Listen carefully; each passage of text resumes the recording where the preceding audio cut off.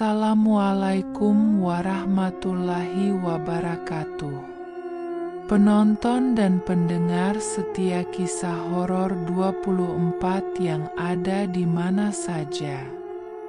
Pada kesempatan hari ini ada kisah horor yang begitu menyeramkan, yang bikin bulu kuduk merinding seakan Anda semua terbawa suasana di dalamnya. Selamat menyaksikan dan mendengarkan. Jalan Suryo Pranoto setiap pagi selalu sibuk. Lalu lalang kendaraan dan orang-orang yang bergegas ke tempat kerja menjadi pemandangan sehari-hari. Di tengah deretan ruko tua di jalan itu, berdirilah sebuah toko emas yang tampak megah dan mencolok dibanding bangunan di sekitarnya. Toko Emas Sinar Jaya. Dindingnya dilapisi marmer putih mengilap, pintu kacanya tebal dan berbingkai logam emas. Di dalamnya, lampu-lampu kristal tergantung dari langit-langit, menyinari etalase kaca yang memajang kalung, gelang, dan cincin-cincin berkilau. Aku, Anton, baru 2 bulan bekerja di sana sebagai penjaga toko. Gajinya lumayan untuk ukuran kota kecil. Tugas utamaku adalah membuka pintu untuk pelanggan, menjaga keamanan etalase, serta memantau CCTV dari bilik kecil di belakang.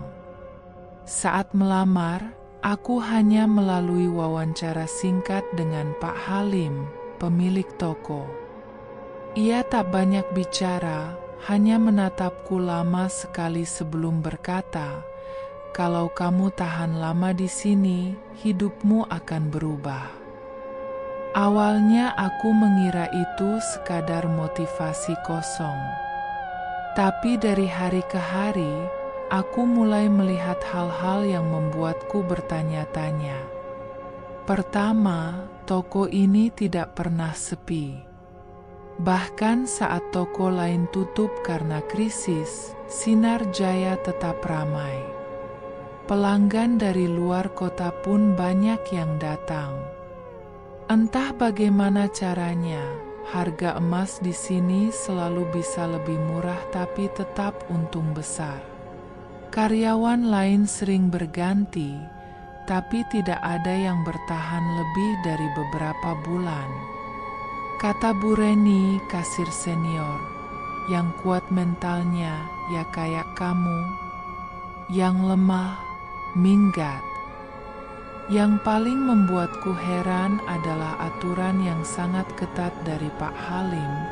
Jangan pernah datang sebelum jam 9. Jangan pernah tinggal setelah jam 5.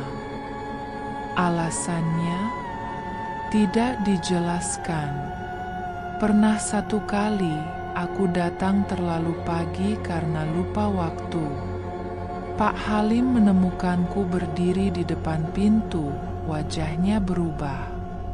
Ia langsung menarikku masuk ke mobil dan menyuruhku pergi keliling kota dulu sampai waktunya buka. Suaranya datar, tapi nadanya dingin. Sejak saat itu, aku tak pernah berani melanggar jam. Namun, rasa penasaran mulai menggerogoti pikiranku. Ada ruangan di dalam toko yang selalu terkunci, brankas utama di belakang. Konon katanya, semua stok emas murni disimpan di sana. Tapi tak pernah kulihat ada yang membawa masuk atau mengeluarkan logam batangan. Kadang, aku mendengar suara seperti geraman atau ketukan halus dari balik dinding brankas. Pernah juga aku melihat Pak Halim masuk ke ruangan itu malam-malam, meski toko sudah tutup. Padahal, dia sendiri yang melarang orang berada di toko selepas sore. Aku mencoba mengabaikan semua itu. Kupikir, Jangan terlalu banyak ingin tahu soal hal-hal yang tak perlu. Tapi rasa penasaran itu tumbuh seperti api kecil yang terus dipancing angin. Sampai akhirnya, pada suatu sore, aku melanggar aturan dan tetap tinggal di dalam toko setelah waktu yang seharusnya. Dan malam itu, segalanya berubah. Hari itu awalnya berjalan seperti biasa. Pelanggan ramai berdatangan, memilih kalung dan cincin, lalu pulang dengan wajah puas. Sekitar pukul 4 sore, Bu Reni pamit duluan karena anaknya sakit. Pak Halim pun tak terlihat sejak pukul 3 sore. Tersisa aku sendiri di toko, menjaga sementara waktu sambil membereskan stok yang belum tercatat. Kupikir, tak apa-apa lembur sebentar. Toh, hanya tinggal mencocokkan data barang dengan catatan pengiriman. Waktu terus berjalan tanpa kusadari. Saat aku menengok jam dinding, jarum pendek sudah hampir menyentuh angka 6. Sedikit panik, aku bergegas membereskan dokumen dan menutup buku catatan. Namun sebelum aku sempat keluar dari ruang CCTV, seluruh lampu toko tiba-tiba padam. Klik. Gelap gulita. Mesin AC mati. Tidak ada suara selain detak jantungku yang mulai berpacu cepat. Aku berdiri diam, mencoba menyesuaikan mata dengan kegelapan. Tak lama, lampu menyala kembali, tapi hanya sebagian. Lampu etalase berkedip-kedip, seolah ada gangguan listrik. Tapi anehnya, lampu jalanan di luar toko tetap terang benderang. Dan kulihat bayangan seseorang di ujung lorong toko, berdiri diam menghadap ke arahku. Pak Halim, panggilku pelan. Tapi bayangan itu tak bergerak. Aku melangkah mendekat. Tapi ketika cahaya dari lampu etalase menyinari lorong, bayangan itu tidak ada. Kosong. Hanya dinding. Aku menghela napas, berusaha menenangkan diri. Tapi kemudian terdengar suara, seperti pintu besi tua dibuka perlahan dari arah brankas. Suara decitan itu membuat bulu kuduku berdiri.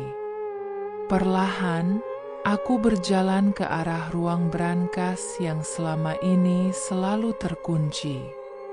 Tapi kini, pintunya terbuka setengah, dan dari dalamnya muncul bau amis yang menyengat. Aku menyalakan senter dari ponsel. Di lantai, terlihat jejak kaki basah. Jejak itu berwarna merah gelap, seperti darah yang belum mengering. Jejak itu mengarah dari dalam brankas ke lorong toko, lalu hilang di dekat etalase. Tak ada satupun kamera CCTV yang menyala. Monitor di ruang pengawas hanya menampilkan gambar hitam. Tiba-tiba, lampu padam lagi. Dan di belakangku, kudengar suara napas berat, seperti napas dari tenggorokan makhluk besar, serak dan kasar. Aku membalikkan badan. Tak ada siapa-siapa. Tapi bayangan tubuh besar dengan kepala besar, mirip kepala kerbau, tampak di kaca etalase, berdiri tepat di belakangku. Aku berteriak dan berlari keluar toko, nyaris menjatuhkan diri saat mendorong pintu. Di luar, langit masih terang, jalanan masih ramai, seolah tak terjadi apa-apa. Tapi aku tahu, sejak malam itu, aku sudah melangkah ke dalam kegelapan yang tak bisa kuundur. Keesokan paginya, aku datang ke toko dengan tubuh lemas dan mata sayu. Aku tak bisa tidur semalaman. Bayangan makhluk berkepala kerbau itu terus muncul di pikiranku. Rasanya seperti mimpi buruk yang terus menempel, bahkan saat aku membuka mata. Aku sempat berpikir untuk tidak masuk kerja. Tapi rasa takut kehilangan pekerjaan lebih besar dari rasa takut akan apa yang kulihat malam itu. Begitu aku tiba, Pak Halim sudah duduk di meja kerjanya. Wajahnya seperti biasa, tenang, tanpa ekspresi, dan penuh kontrol. Ia menatapku sekilas, lalu menyeduh kopi tanpa berkata apa-apa. Aku pun memberanikan diri bicara, "Pak, semalam saya lembur karena stok belum sempat dicatat. Tapi ada kejadian aneh." Belum selesai aku menjelaskan, Pak Halim meletakkan cangkirnya perlahan. Ia menatapku lurus-lurus, tatapan yang membuat tengkukku dingin. "Kau lihat sesuatu?" tanyanya datar. Aku mengangguk ragu. Ada suara dari dalam brankas. Jejak kaki, kayak darah, dan ada bayangan sesuatu yang besar. Pak Halim menghela napas panjang, lalu berkata dengan suara sangat tenang, "Itu sebabnya saya melarang siapapun tinggal lewat jam 5. Tapi itu apa-apa?" "Bukan urusanmu," jawabnya pendek. Lalu ia menambahkan, "Kalau kau tak sanggup, kau boleh pergi sekarang. Tapi kalau tetap bekerja, patuhi aturanku. Jangan pernah tanya hal yang tak perlu." Aku hanya bisa diam. Tubuhku gemetar tapi pikiranku kacau. Apakah aku baru saja melihat sesuatu yang bukan dari dunia ini? Atau memang benar ada sesuatu, makhluk atau entitas yang bersemayam di toko ini? Sejak hari itu, suasana bekerja tak lagi sama. Setiap langkahku terasa diawasi. Kamera CCTV seolah mengarah ke tempat yang salah. Ada satu kamera di dekat brankas yang selalu mati, meskipun kabelnya baru diganti. Dan kadang, aku merasa seperti mendengar bisikan kecil saat lewat di lorong belakang. Bu Reni, satu-satunya karyawan senior selain aku, pernah berkata lirih, "Mas Anton, kalau bisa, jangan tinggal terlalu lama di sini. Kalau sudah dapat uang cukup, pergilah." Aku tanya kenapa. Ia hanya menjawab, "Saya juga pernah lihat sesuatu dari dalam brankas. Makhluk itu menatap saya waktu saya bersih-bersih. Sejak itu, saya sering mimpi buruk, tapi saya butuh uang buat anak saya." Aku semakin yakin bahwa apa yang kulihat malam itu bukan halusinasi. Dan Pak Halim bukan pemilik toko biasa. Ada sesuatu yang lebih gelap, lebih dalam, yang ia sembunyikan di balik senyuman datarnya dan kemewahan toko emas itu. Rasa penasaranku tak bisa ditahan. Aku mulai mencari tahu lebih jauh tentang toko ini dan siapa saja yang pernah bekerja di sini sebelumnya. Aku bertanya pada petugas parkir, penjaga toko sebelah, dan bahkan pengantar makanan langganan toko. Satu hal yang mengejutkan, hampir semua orang tahu bahwa setiap tahun ada karyawan toko emas ini yang hilang. Namanya Agus, tukang parkir yang sudah bertahun-tahun menjaga sekitar toko, berbisik saat aku menemuinya di pojok warung kopi. "Mas Anton," saya bilangnya, "sejak tahun pertama toko itu buka, udah ada 3 penjaga yang gak jelas kabarnya. Yang pertama namanya Dani, muda, ramah. Hilang pas habis jaga malam. Polisi datang, nggak ketemu apa-apa. Yang kedua, Riko. Sama, hilang 2 minggu kerja. Dan terakhir, Andi. Itu malah sempat pamit mau resign. Tapi besoknya nggak pernah pulang." Cerita-cerita ini membuatku gemetar. Semua penjaga, semua hilang tanpa jejak. Dan anehnya, tidak ada satupun kasus yang diselesaikan polisi. Bahkan tidak banyak media yang menulis soal itu. Seolah-olah ada kekuatan yang sengaja menutupi semuanya. Aku mulai mencari berita lama di internet, blog lokal, dan forum horor. Di sebuah postingan forum lama tahun 2019, ada seseorang bernama Arvin yang mengaku sebagai adik salah satu mantan karyawan toko itu.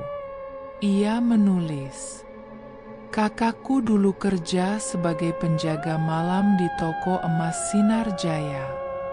Baru 2 minggu kerja, dia mulai aneh. Diam, murung, sering ketakutan sendiri. Lalu suatu malam dia bilang, 'Kalau aku nggak pulang besok, tolong buka laci meja kamar.' Besoknya, dia benar-benar hilang. Di laci itu ada catatan kecil, 'Saya bukan penjaga. Saya tumbal.'" Mataku membelalak membaca kalimat itu.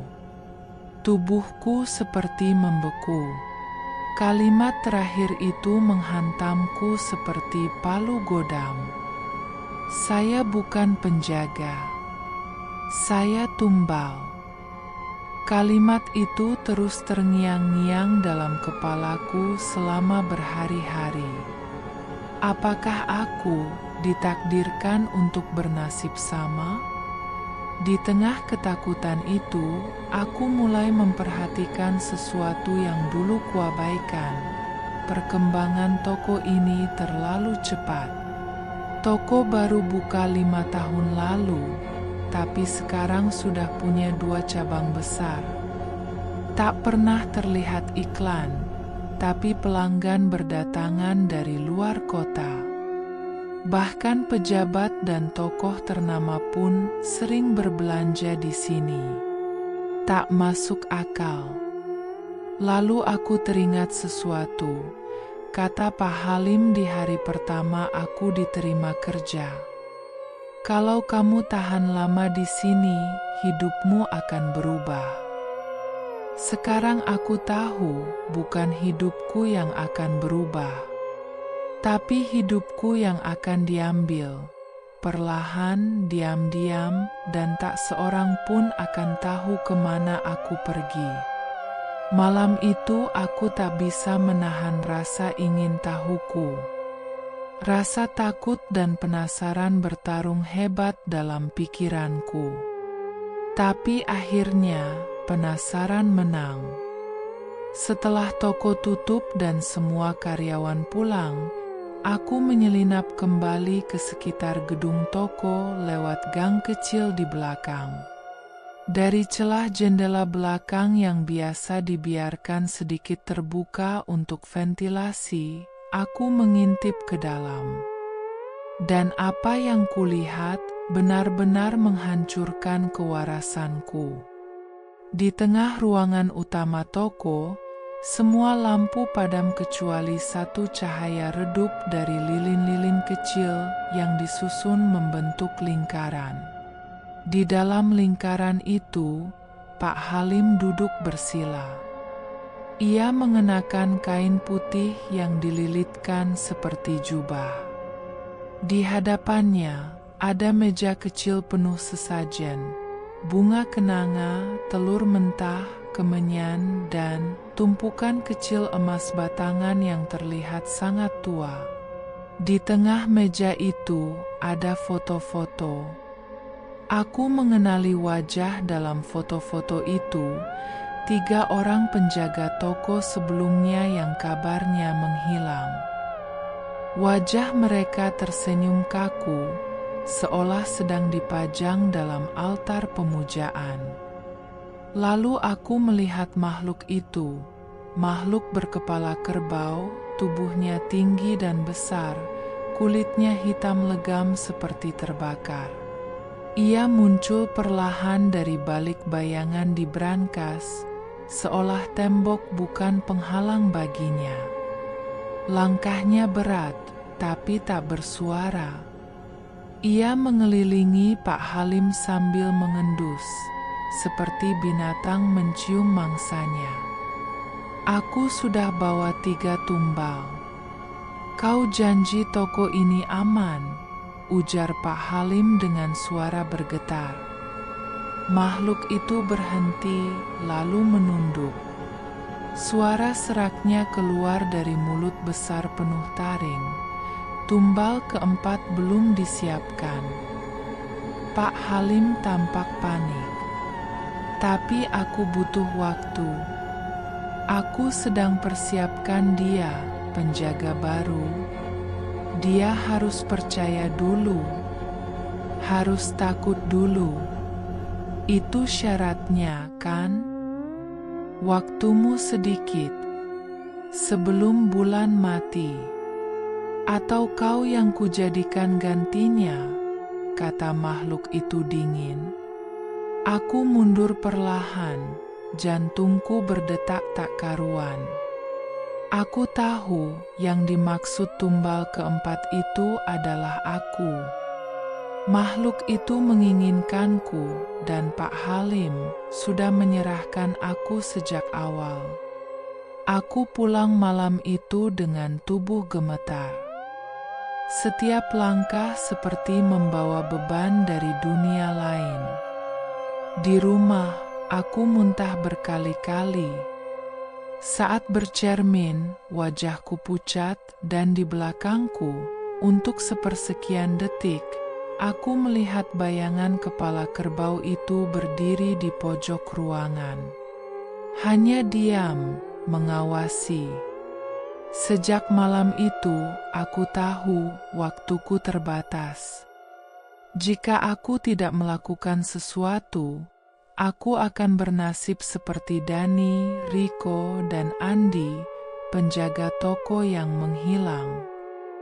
Tapi bagaimana melawan kekuatan yang bukan dari dunia ini? Hari-hari setelah malam itu menjadi mimpi buruk yang tak pernah selesai. Setiap pagi aku bangun dengan tubuh letih, seolah tidurku bukan istirahat tapi pertempuran. Mimpi-mimpi tentang ruangan brankas, suara-suara lirih yang memanggil namaku dari balik tembok emas, dan sesosok makhluk tinggi besar yang perlahan mendekatiku sambil membawa obor menyala dari dalam perutnya. Di toko, keanehan semakin menjadi-jadi. Pelanggan mulai mengeluh melihat sosok wanita berpakaian putih berdiri di ujung lorong saat mereka memilih kalung. Ada yang mengatakan mendengar suara anak kecil tertawa dari balik brankas. Bahkan Bu Reni yang biasanya tenang, tiba-tiba histeris suatu sore saat membuka laci kasir. Katanya, ia melihat mata merah menyala menatap dari dalam laci. Tapi semuanya tetap bekerja. Seolah toko emas ini punya kuasa untuk membungkam ketakutan. Tak ada yang berani bicara terang-terangan, termasuk aku. Suatu malam, saat sedang tidur, aku terbangun karena suara berisik dari luar rumah. Seperti suara kuku menggores genteng, bergerak perlahan dari ujung ke ujung.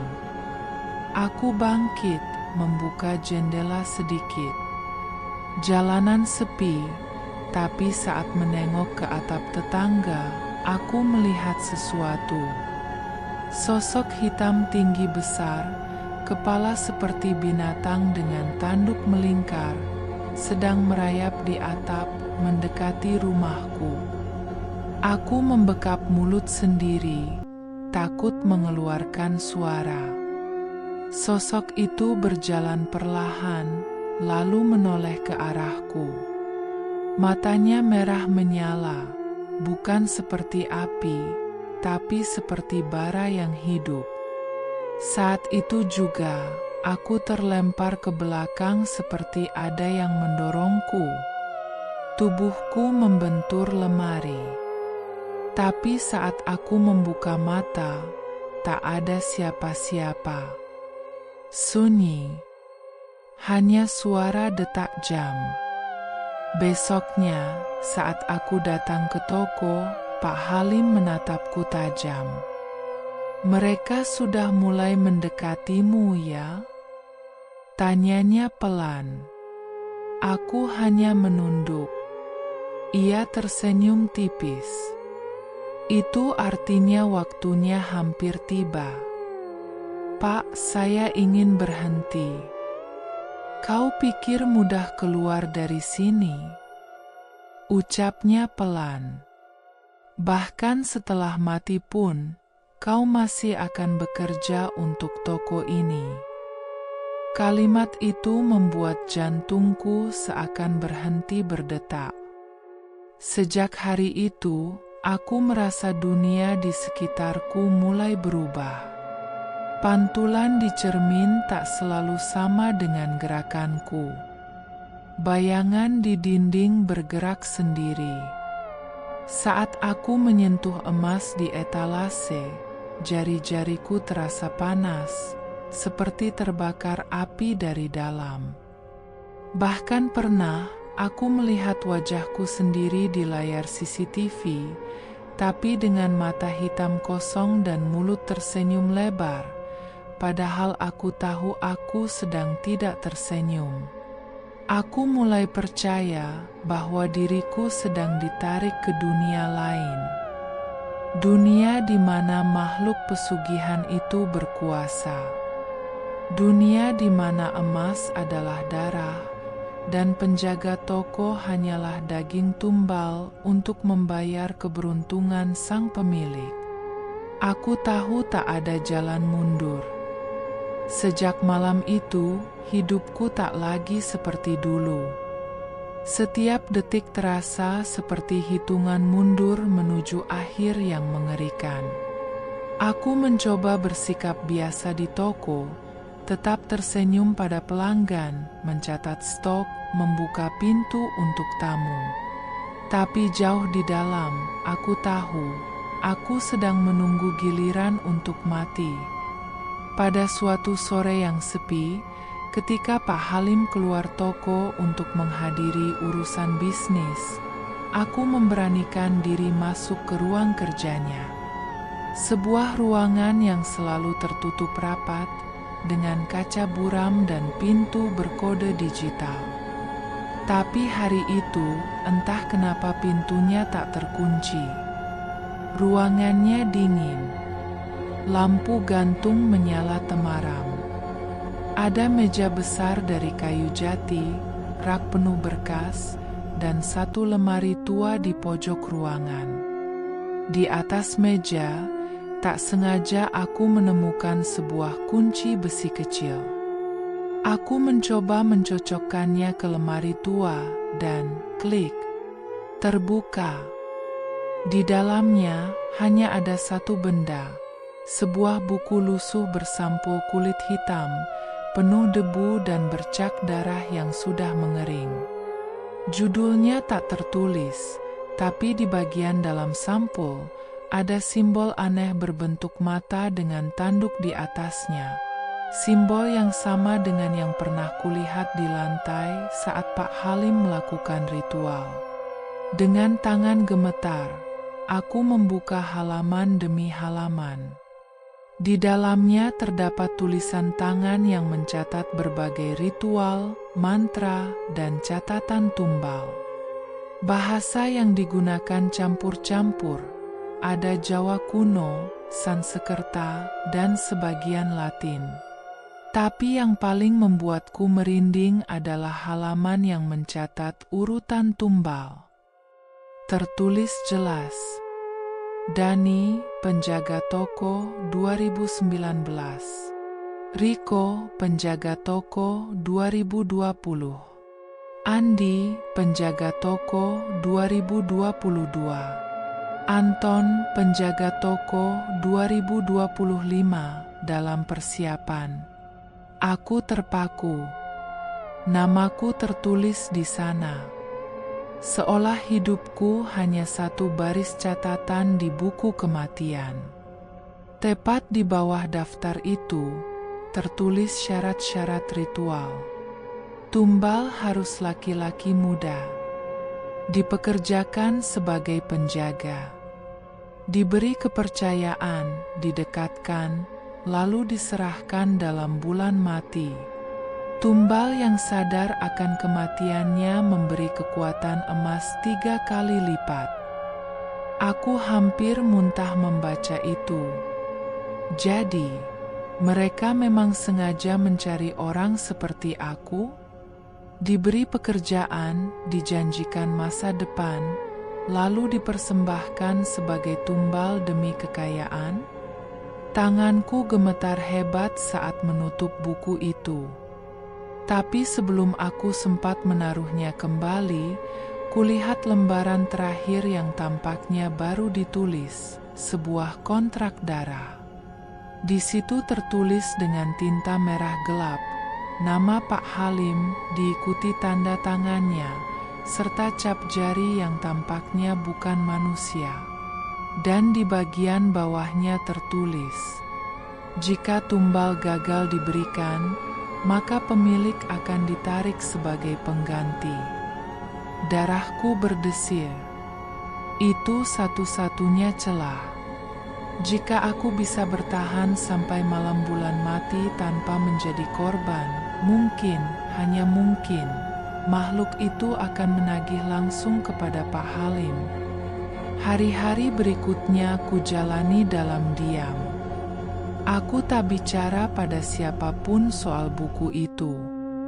Setiap kali Pak Halim menatapku, aku tersenyum biasa, seolah tak tahu apa-apa. Tapi di dalam kepalaku, aku menyusun rencana. Aku harus kabur sebelum bulan mati tiba. Menurut kalender Jawa yang kutemukan di belakang buku ritual, malam bulan mati jatuh 3 hari lagi. Aku menghubungi teman lamaku, Fajar, seorang sopir truk ekspedisi. Kukatakan padanya aku butuh tumpangan keluar kota malam-malam, tanpa ada yang tahu. Ia bersedia, asal aku bisa keluar dari rumah sebelum pukul 2 dini hari. Malam yang direncanakan tiba. Aku memasukkan semua barang penting ke dalam ransel.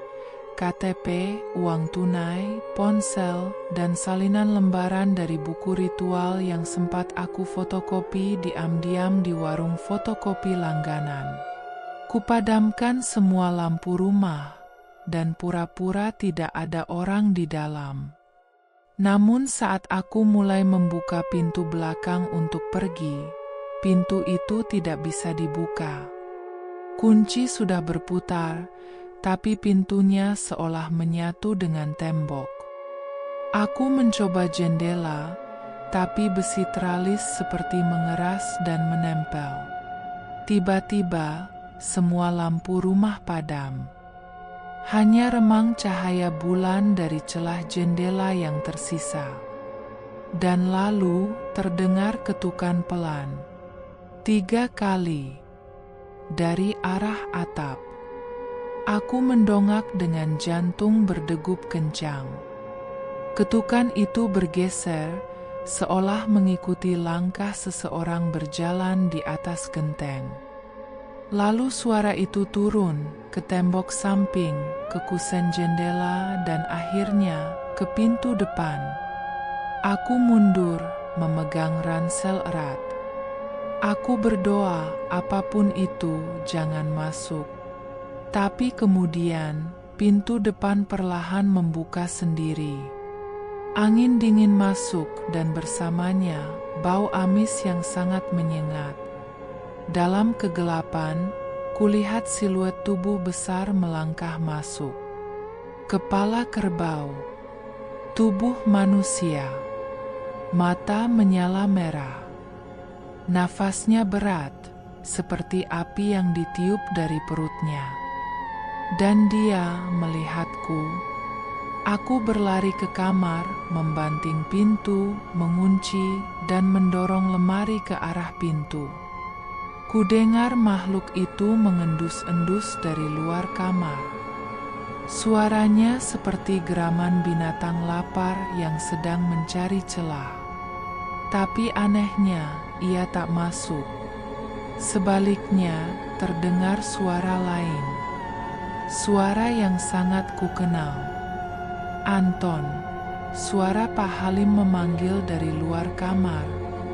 Kalau kamu tidak ikut malam ini, aku yang akan diambil. Aku terdiam. Nafasku tertahan. Pikirkan baik-baik, lanjutnya. Kau bisa kabur. Tapi makhluk itu tak akan berhenti mencarimu. Bahkan setelah kau mati pun, kau tak akan lepas. Tapi kalau kau ikhlas, kau akan jadi bagian dari sesuatu yang abadi. Aku tahu dia berbohong. Aku tahu dia sedang ketakutan. Dan untuk pertama kalinya, aku merasakan sesuatu yang belum pernah kurasakan sejak semua ini dimulai, keberanian. Aku membuka lemari, mengambil kaleng kecil berisi minyak tanah dari bawah ranjang. Kusiram ke lantai kamar, kusiram ke pintu, dan terakhir, ke salinan buku ritual di tanganku. Kalau aku tidak bisa kabur, maka biarlah aku membakar semuanya. Apiku menyala lambat. Lidah-lidah kecil dari sumbu korek api bersentuhan dengan minyak tanah yang kutuangkan ke tumpukan kertas, salinan buku ritual dan sisa-sisa dokumen kutukan yang kutemukan di ruang kerja Pak Halim. Api itu menyambar cepat. Dalam sekejap, api membungkus sudut ruangan dan menyebar ke kusen pintu yang kusiram sebelumnya. Cahaya oranye berkedip-kedip menerangi kamarku, menciptakan bayangan liar di dinding. Tapi anehnya, aku tidak takut. Bahkan ketika suara dari luar berubah menjadi erangan, jeritan campuran antara manusia dan binatang, aku justru merasa tenang. Anton! Suara Pak Halim menggema dari balik pintu, lebih seperti lolongan daripada teriakan manusia. Kau menghancurkan semuanya. Kau tak tahu apa yang kau lakukan. Tapi aku tahu. Aku tak lagi ingin lari. Aku ingin mengakhiri semuanya malam ini. Jika api ini bisa menghentikan rantai pesugihan itu, jika aku harus mati untuk membuatnya gagal, aku siap. Pintu kamarku mulai bergetar keras.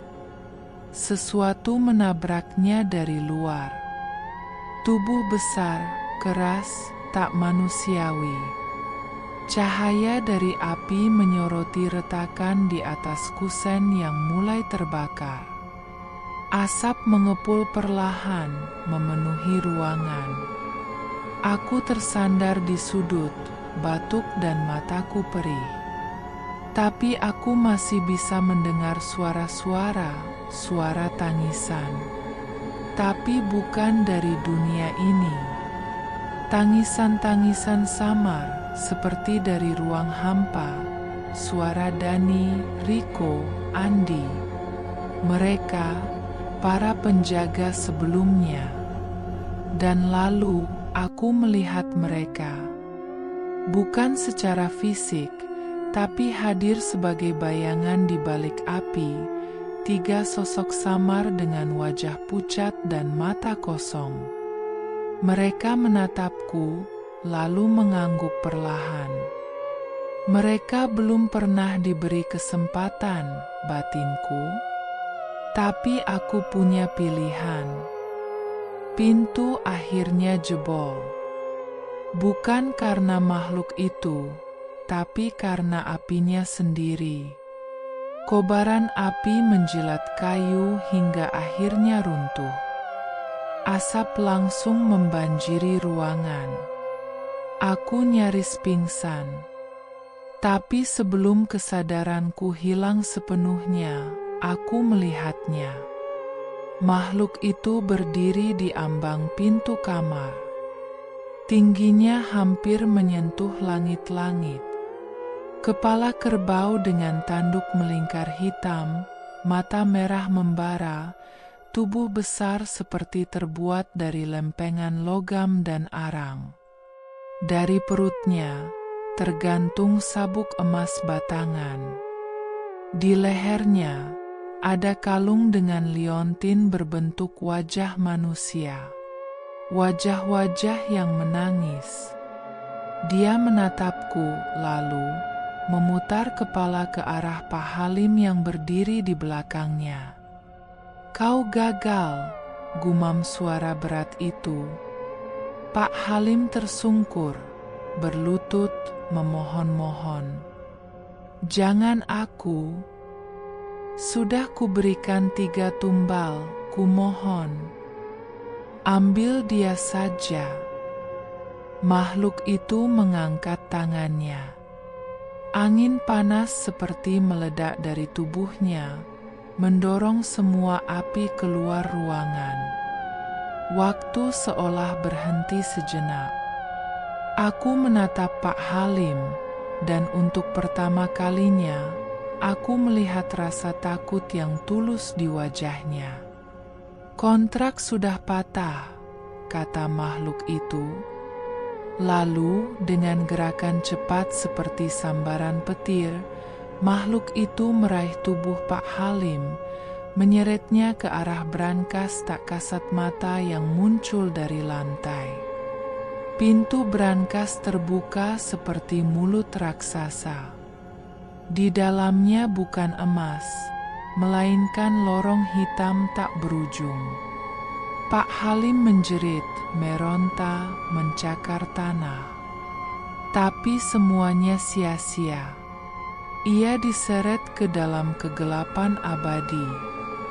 Dan ketika pintu itu tertutup kembali, makhluk itu memudar dan menghilang. Aku terbangun di rumah sakit. Seluruh tubuhku diperban. Sebagian kulitku melepuh karena api. Polisi bilang rumahku terbakar hebat, dan aku ditemukan pingsan di dalam. Tapi mereka heran, tak ada sisa bahan bakar di TKP dan sumber api tak ditemukan. Bahkan lebih anehnya, tak ada tanda-tanda orang lain di lokasi. Hanya aku seorang. Aku tidak menceritakan apa yang sebenarnya terjadi. Siapa yang akan percaya bahwa bosku adalah pemuja setan pesugihan? Bahwa ada makhluk berkepala kerbau yang meminta tumbal? Setelah pulih, aku tak kembali ke toko emas itu. Tapi rasa penasaran membawaku untuk kembali melihatnya dari kejauhan, hanya sekadar memastikan.